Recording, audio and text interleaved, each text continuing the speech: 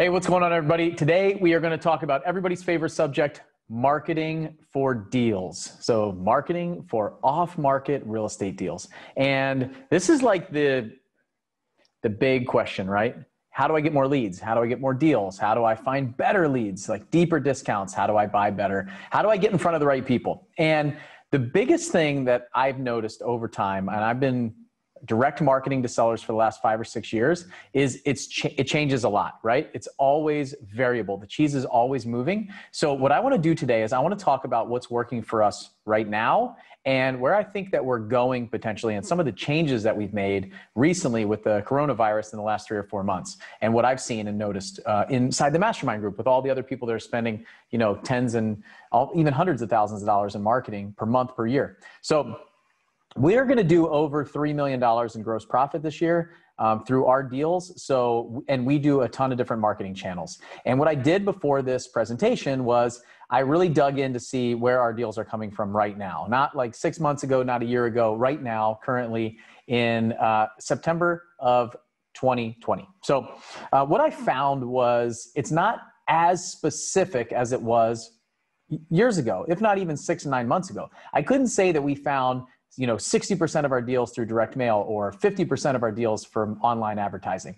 And what that made me do was it made me dig a little bit deeper to figure out what's going on. So if you're watching this video or listening to this podcast or wherever you're seeing this, there are some different areas, like you're in some bucket. You are either somebody who doesn't have a lot of money that is just getting started and you're trying to find that one marketing channel for you, or you're doing multiple different marketing channels to figure out what's the best for you to do and where to go and get ahead of the game. So for me, my direct mail source has been my bread and butter ever since I started. I was able to find deals that gave me 7 to 1 returns, up to 15 to 1 returns as I got started 5, 6 years ago. That doesn't help us today, right?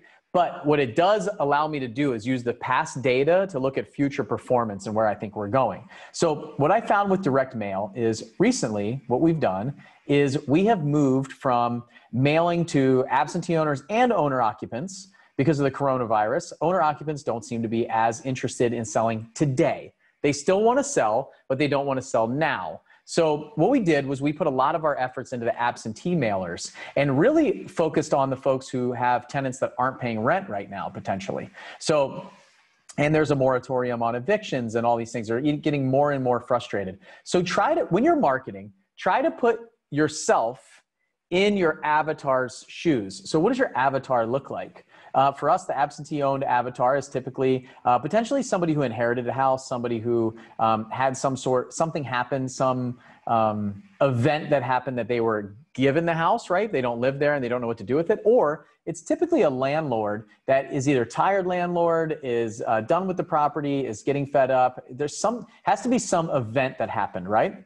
Even in that landlord's life to say, I'm ready to sell this property. It's just not what I want to do. So try to figure out what they are, where they're at, and meet them where they are at this time. And as far as direct mail goes, I just want to get in front of them as often as possible. So we've moved from owner-occupied to absentee-owned homes. That's one of the transitions that we made.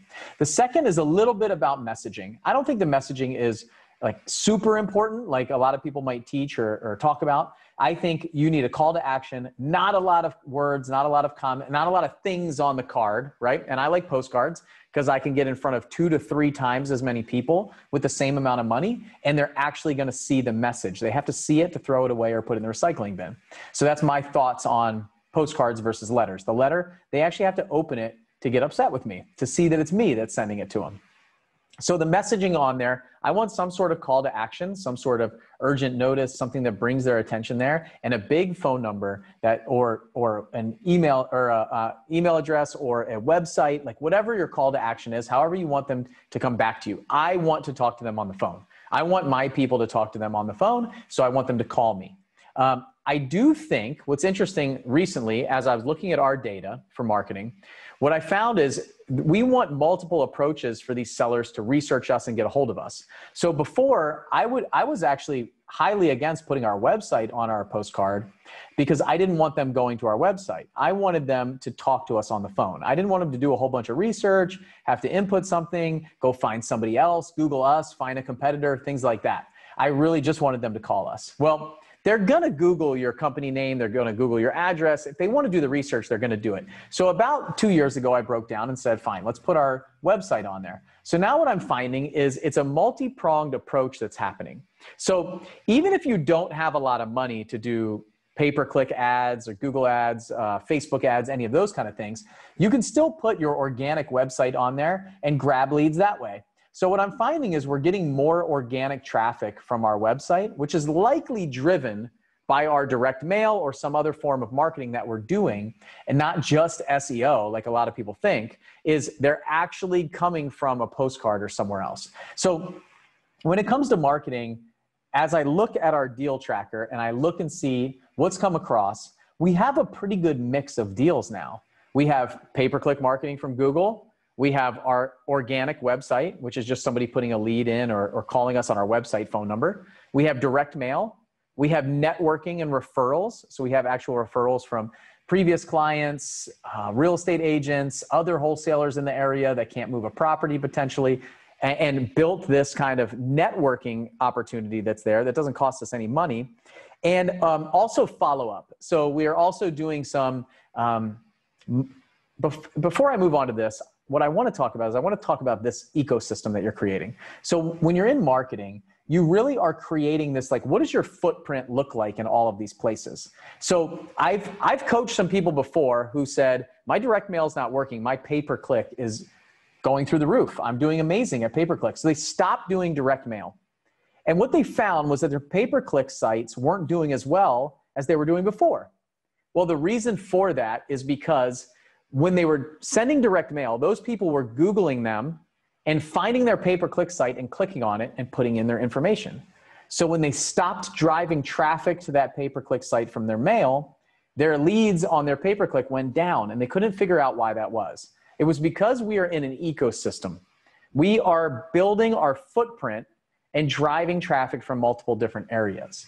Now, if you're brand new to real estate investing and you're brand new to marketing, direct-to-seller marketing, I'm not telling you to go do pay-per-click, go do Facebook, do direct mail, text message, cold call, do all of these things and just do a little bit of it.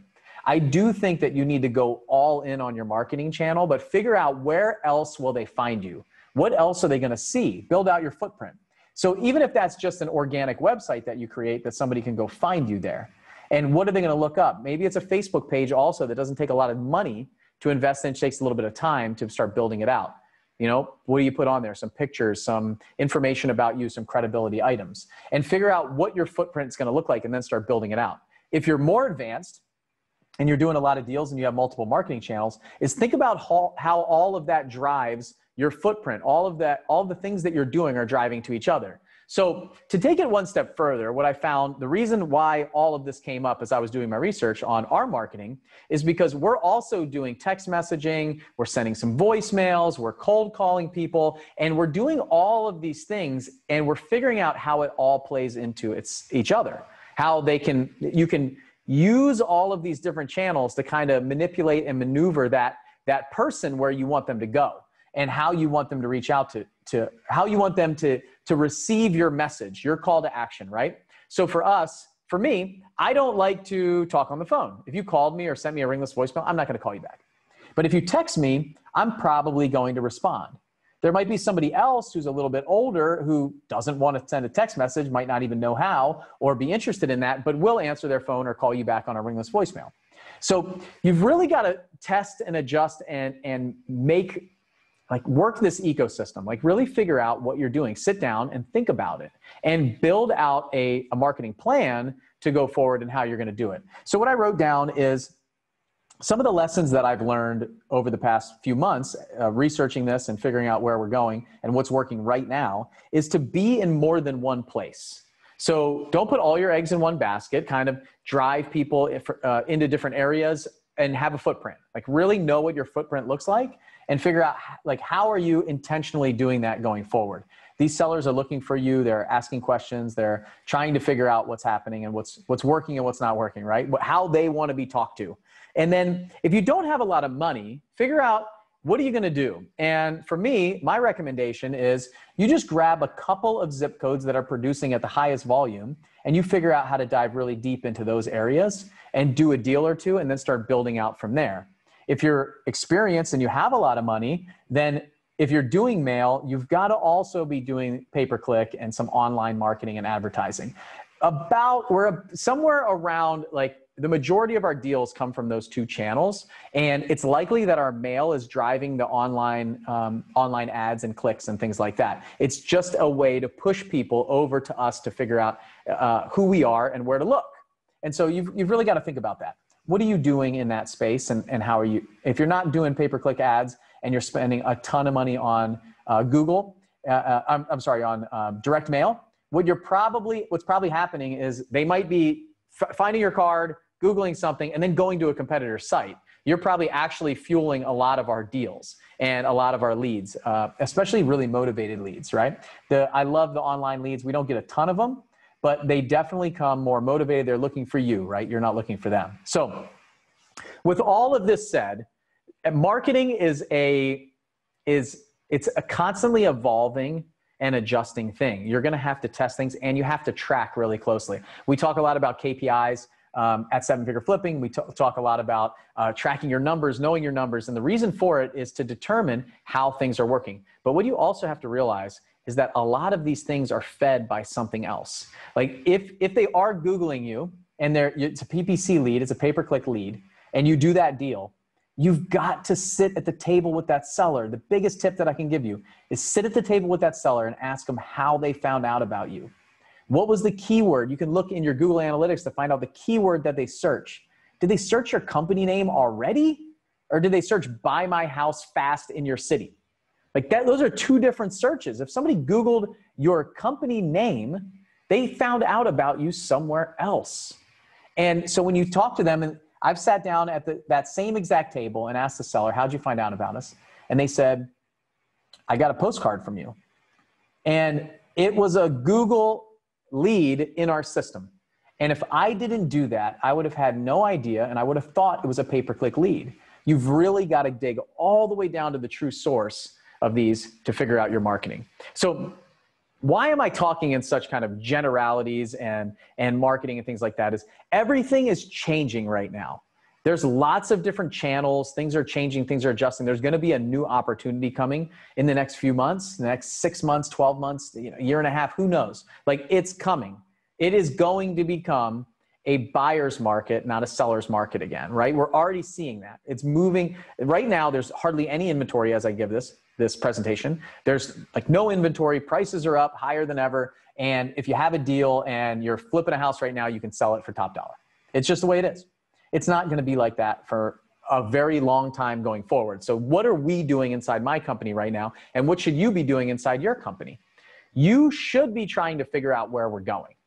And how do you do that? Like, how do we figure out where we're going? As a visionary of companies and the top entrepreneurs, they start looking at the future. They're not looking at the present and the past to dictate. They're looking at the future. Where are we going?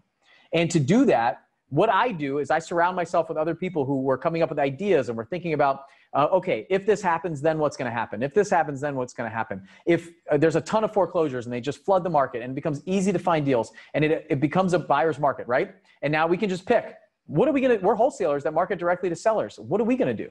What's the plan? Like, how are we going to figure that out? If the prices start going down because of that, because the market's flooded with foreclosures, what are we going to do as the wholesaler, right? If the market's flooded and anybody can find deals, the prices go down.